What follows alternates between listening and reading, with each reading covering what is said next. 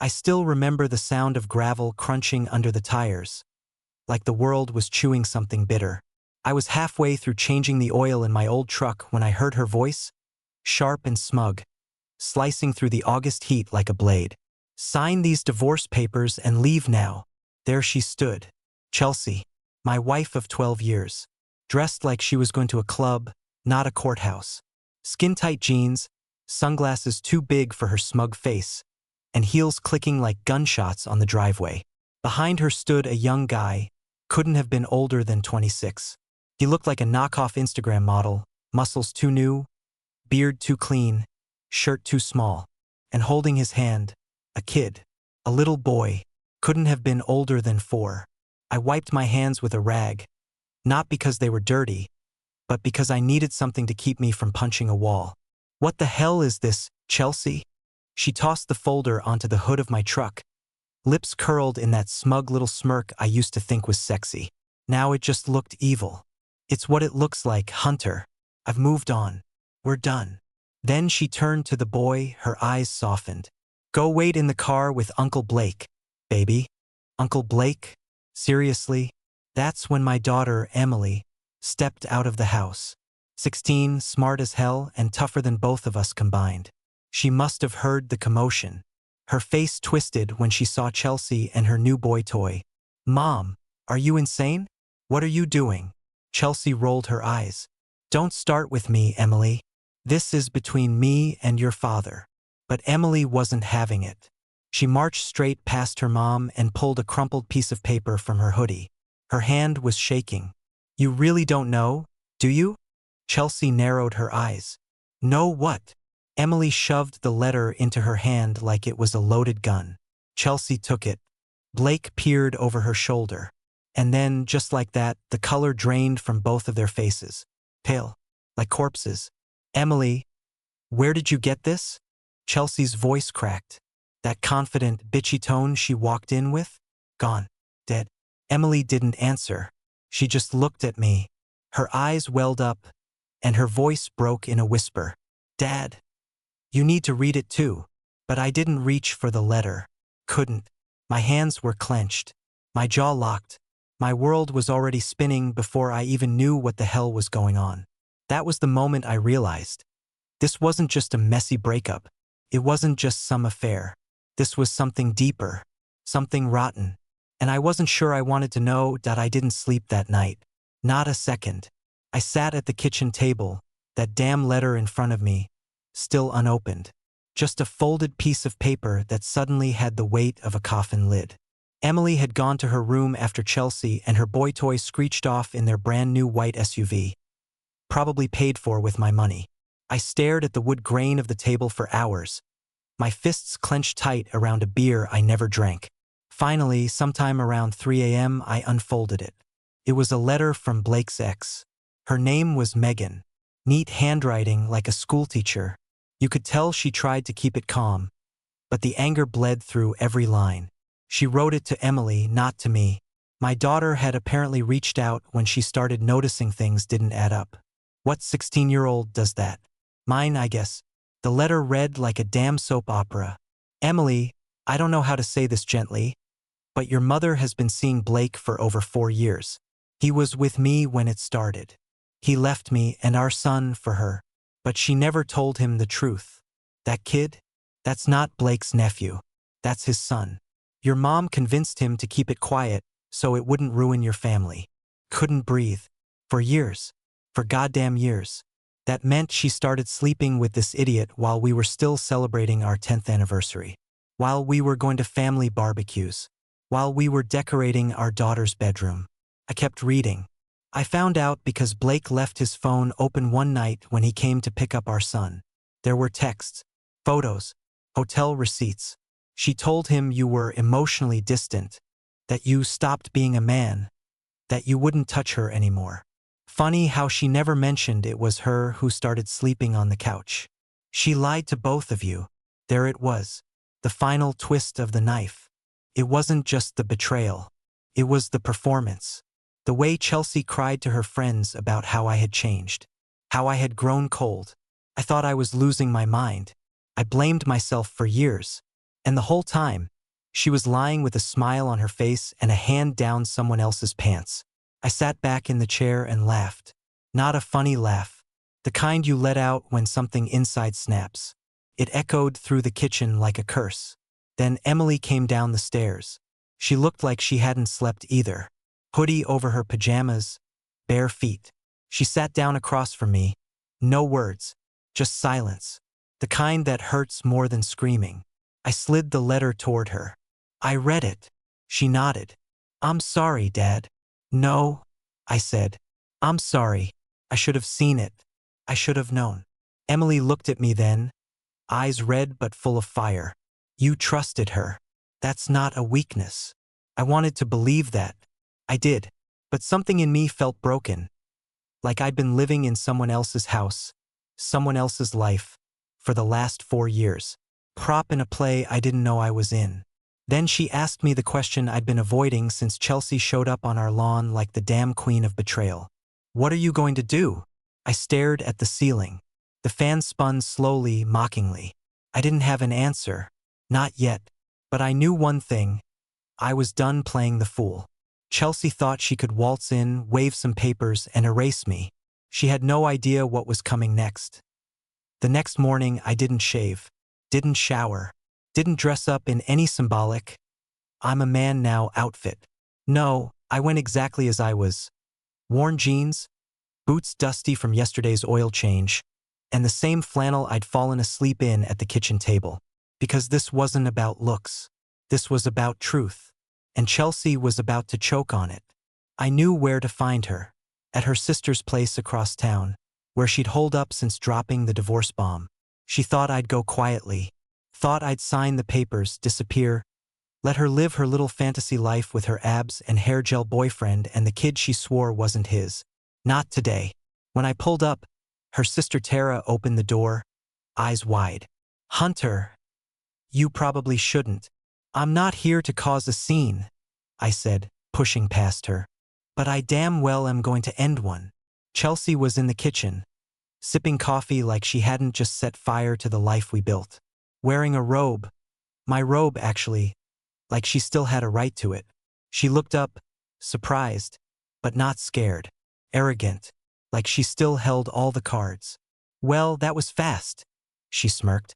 "Got cold feet about being single already?" I threw the letter on the table. It slid right into her cup, splashing coffee on her robe. She jumped up, cursing. "What the hell, Hunter? Read it." She snatched it up, scanned the page, and for a moment, I watched her face shift. The smug mask slipping, just a little. She tried to hold her ground. "Where did you get this?" "Emily." She blinked. She's been snooping? You mean your daughter? The one who's watched her mother lie to her father's face for 4 damn years? Yeah. She was snooping. Chelsea scoffed. "It's not even true. Megan's just bitter I took Blake from her." "So you admit it." Her mouth opened, then closed. Checkmate. I stepped forward, slow and quiet, not yelling. That would have been too easy for her to twist later. I wanted her to feel every word like nails in her coffin. "You told that kid Blake was his uncle. You told him you didn't know who the father was. You told me I was losing my mind every time I asked what was wrong. Every time I noticed you coming home late, locking your phone, dressing up for grocery runs like you were going to prom."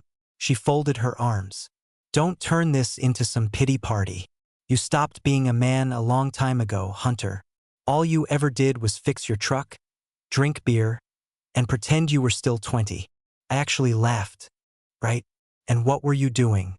Pretending you were not a lying, cheating narcissist with a savior complex." She went quiet. Then she rolled her eyes. "Fine. Yes, I cheated. And it was the best decision I ever made." That hit harder than I expected. Not because it was true, but because she believed it. No shame. No guilt. Just pure venom. I looked at her one last time. Really looked at her. The woman I married was gone. Maybe she'd been gone for a while. Replaced by this cold, self-obsessed version who thought betrayal was empowerment and honesty was weakness. "Enjoy your new life, Chelsea," I said, stepping back. "But just know this, your daughter saw everything. And she's not on your side. Her face twisted at that. For the first time, she looked afraid. Good. I walked out of that house with no plan, no future, but with something I hadn't had in a long time, clarity. This wasn't the end. It was the start of something new. You think you're ready for the emotional fallout. You tell yourself, she's gone, good riddance, I'll be fine. But nothing prepares you for the silence after betrayal. I sat on the back porch that night, a cold beer untouched in my hand, watching the sun sink like it owed me an apology. The cicadas buzzed, the wind blew soft, and the weight in my chest felt heavier than anything I'd carried under the hood of a truck.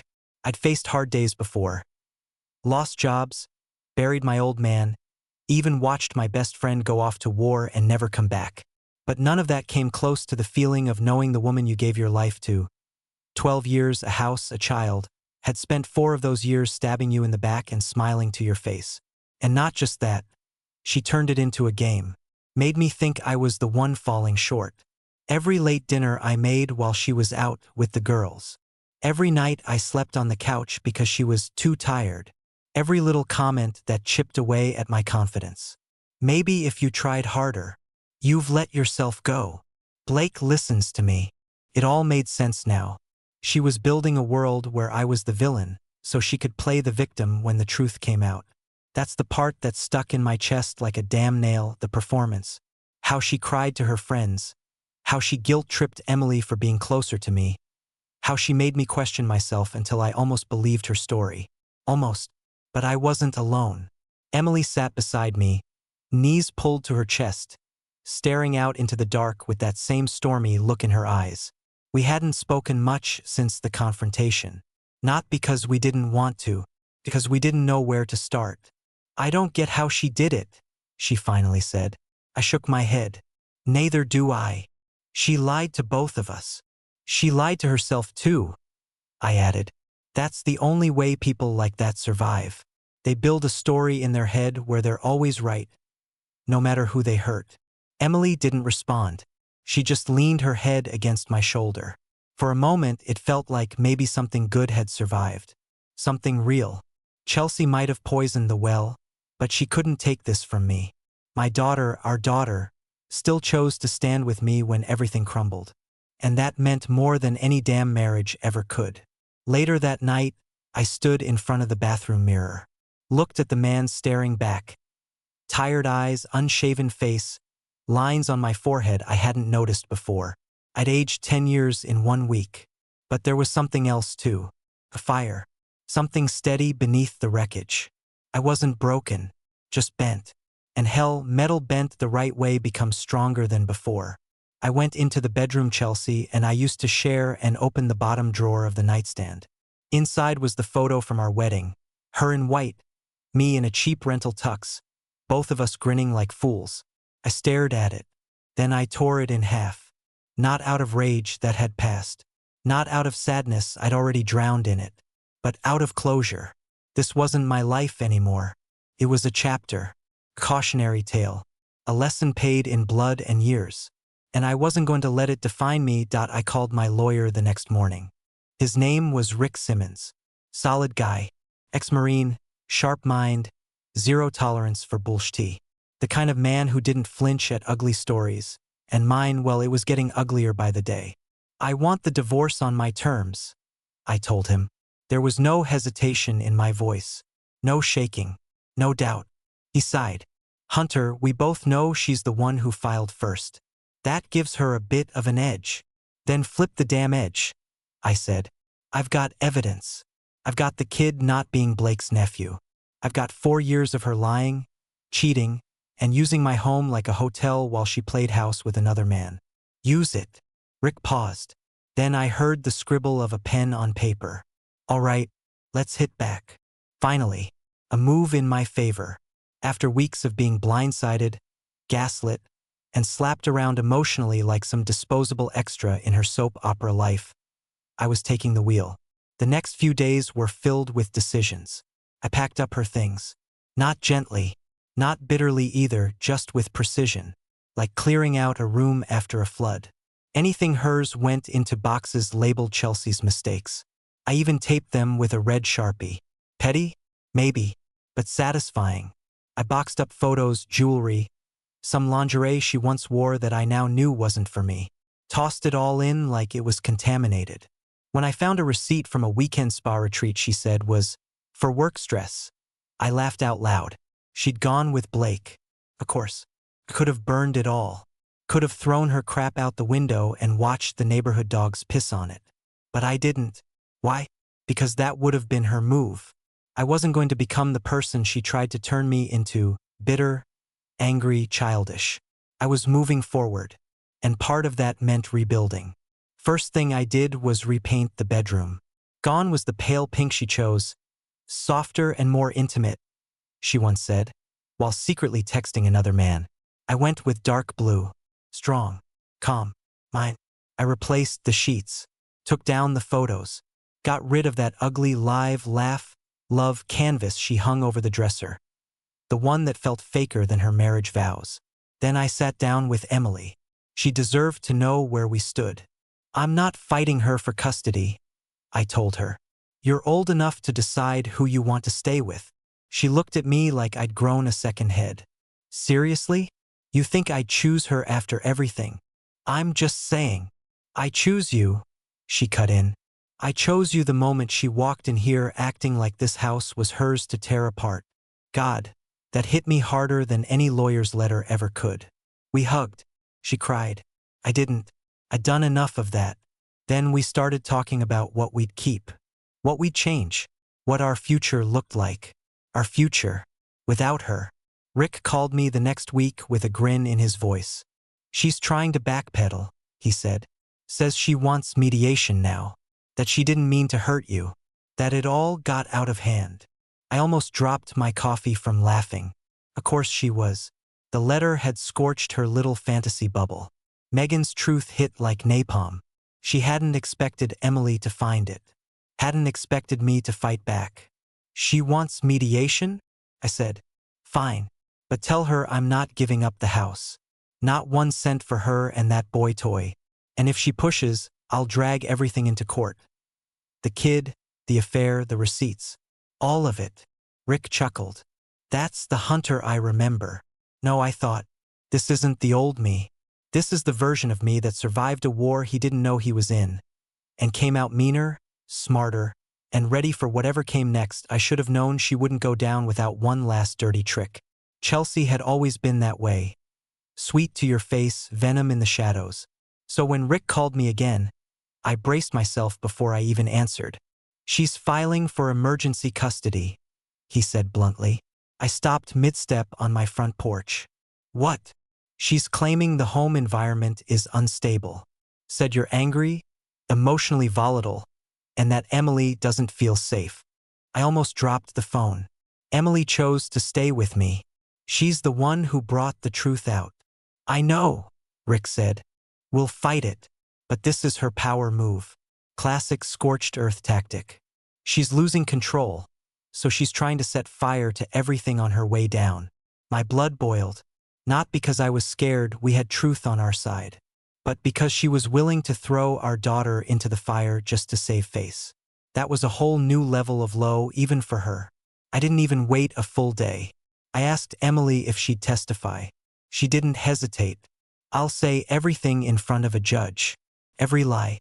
Every time she disappeared. Every time she called Blake while we were having dinner as a family. She was 16, old enough in our state to have her voice heard in court. Chelsea must have forgotten that when she tried to play her last sick card. But it wasn't just the custody war. The real shock came 2 days later. It was late. I was finishing dinner, grilled chicken, mashed potatoes, the kind of dad cooking Emily pretended to hate but always devoured.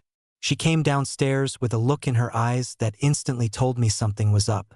Dad, she said carefully, I need to show you something. She had her phone in her hand, and her thumb was hovering over the play button of a video. I didn't know what I was about to watch. Maybe another text thread, maybe Blake crying in the car like a coward again. But it wasn't that. It was Chelsea. A video. In her own words. She was talking to someone, Megan, maybe. She was sitting at a cafe, sunglasses off, visibly annoyed. He doesn't even suspect anything, Chelsea said in the clip. God, Hunter is so gullible. It's almost sad. But once I get him to sign the house over, I'm done playing nice. The woman she was talking to gasped and laughed. Chelsea just shrugged. I'm not staying with a broke man with a garage full of rusty tools. I want someone who looks good with his shirt off, not someone who smells like motor oil. The video ended. I was frozen. My jaw clenched so tight I felt my molars grind. And then came the numbness. That dull, quiet fury that simmers behind the eyes and builds into something volcanic. She wasn't just cheating. She was plotting. This whole time, she hadn't just fallen into Blake's arms. She'd planned it, groomed the situation, manipulated everything around her like she was the director of some twisted movie and we were all extras.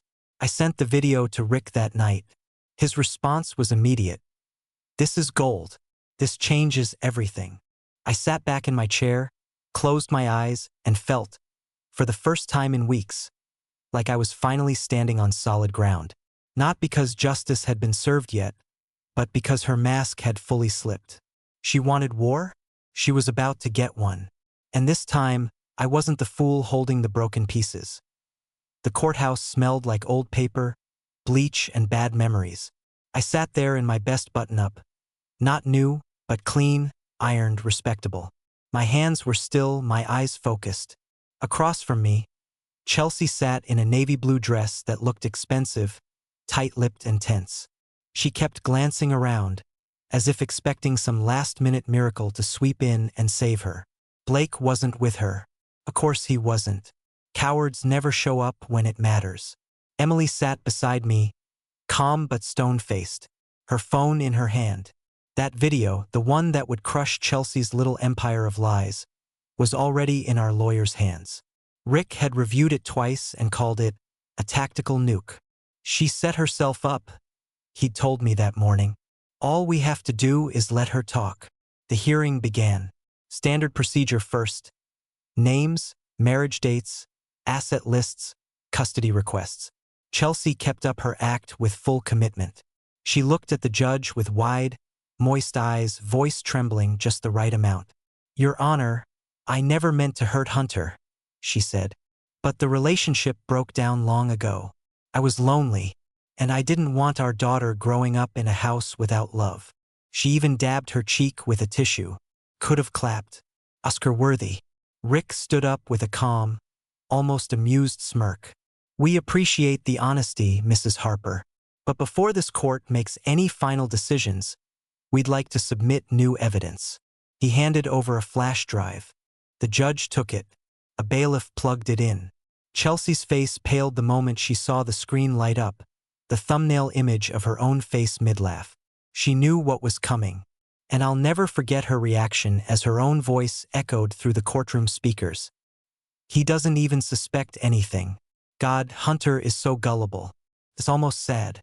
But once I get him to sign the house over, I'm done playing nice. The room went still. The judge blinked slowly. Chelsea tried to say something, maybe to object, but nothing came out. Her mouth just opened and closed like a fish yanked from water. Rick stood again. This is the real reason we're here today. Not just a broken marriage, but a pattern of manipulation, dishonesty, and a deliberate effort to deceive both the court and her own family. And if necessary, Your Honor, we are prepared to bring in the boy's biological mother, Megan, as a witness. Chelsea finally found her voice. That video was recorded illegally. This isn't fair. Rick didn't flinch. Actually, Your Honor, in this state, only one party needs to consent to a recording. That party was Megan. Checkmate. Chelsea shrank into her seat. Her lawyer whispered something into her ear, probably telling her they were screwed. She didn't even nod. When the judge called for a recess, I stood, slowly, and looked over at her. She couldn't meet my eyes. I didn't smile. I didn't gloat. I just nodded, a quiet, final goodbye to the version of her I once knew. Back in session, the judge ruled in our favor. Full custody awarded to me. Chelsea would get scheduled visits, supervised, pending a full psychological evaluation. No share of the house. No spousal support. The court cited willful deception and endangerment of emotional well-being as primary reasons. She didn't say a word, just stared forward, lips pressed together like they might bleed. As we left the courtroom, Emily squeezed my hand. "You did it." I shook my head. "We did." I looked back only once. Saw Chelsea sitting alone at the plaintiff's table, mascara smeared, her fantasy life crumbling in her perfectly manicured hands. She didn't know. She never did. But now, everyone else did. It's strange how silence can finally feel like peace. A month after the courtroom storm, I stood on the porch of the house Chelsea once tried to take from me. The same porch where she'd handed me those divorce papers like she was offering a pizza delivery. But now it felt different. Felt mine. The boxes of her things were long gone. The scent of her perfume no longer clung to the sheets. Her coffee mug? Thrown out. That cheesy laugh, love sign? Burned in a backyard fire pit. Emily and I lit one night while laughing harder than we had in months. There was no trace of her left here. And I was finally okay with that.